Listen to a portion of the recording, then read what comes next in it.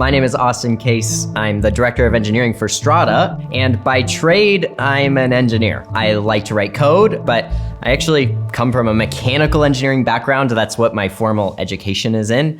And I did a lot of stuff with biomechanics, and that's where I got kind of into AI, was solving AI to model fluid, like blood flow through the body. Media and entertainment is really cool because it's a lot of hardware. And so I get to kind of blend the both worlds. A technology stack has three main components. If you break it down simply, you have a UI component, it's what you touch and feel. And then you have a backend component, which handles the data that is stored and manipulated. And then there's an infrastructure component, which handles a lot of the scale, and applications that run in the cloud have infrastructure components as well. A full stack engineer is somebody who can work on UI and work on backend infrastructure technology.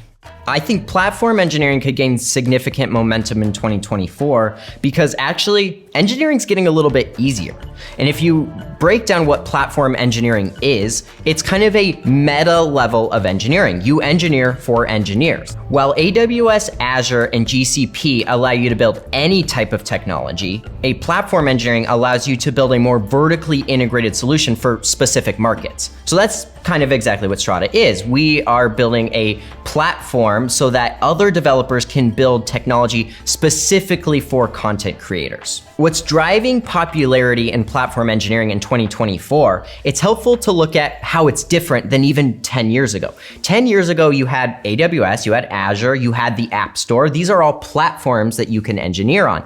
But now, everyday products that you use are building their own platforms so that they have their own developer communities. Things like Airtable, Salesforce, ChatGPT, all of them, if you look, have platforms that you can engineer on, and most of them allow you to build technologies with drag and drop. And that's why there's more opportunity now than ever for engineers to develop technologies.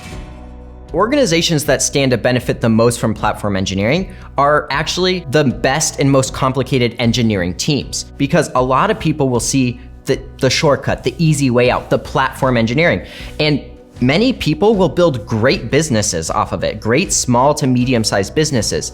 But the people who want to get into the weeds, who want to build hardcore technologies, and they want to build a platform that can be engineered upon, stand to have the most opportunity in this space. Drawbacks for the engineers who build on the platforms, and I would say they have a ceiling of what they can do technologically. They're limited by the platform of what they can build. The con for them is that it's kind of a success or failure endeavor.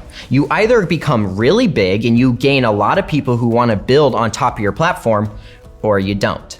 And so it becomes really hard. So I would say the biggest con for people who want to build platforms is that it's high risk. A lot of feedback we get from people in the community when we're telling them what Strada is that sounds really big. And the answer is, yeah, it is really big. But I think it first starts with admitting that it's a really big project. Okay, so you start getting realistic. Here's how long it's gonna take. Here's the timeline we're gonna need. Here's the people we're gonna need. Then actually you can work with all your counterparts, your investors, your executive team, and you can say, hey, this is what we're gonna need to build this really big product. And as long as everybody is on the same page, you can actually communicate and collaborate and build something big. And so the first step is not being naive. And my job is to honestly assess our capabilities as a group. I would say the scariest part of the Strada build today is how complex it's getting, how fast.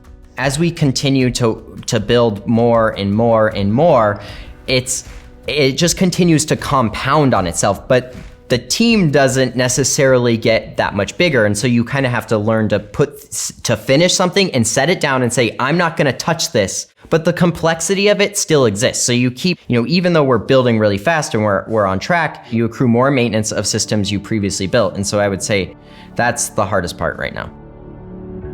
This is all I've been doing is engineering, learning how to engineer, learn how to engineer fast, learn how to engineer efficiently, learn how to build reliable code. We rely on our past experiences. Then we just show up every day and we do our best and we align on one single mission and we just go build it.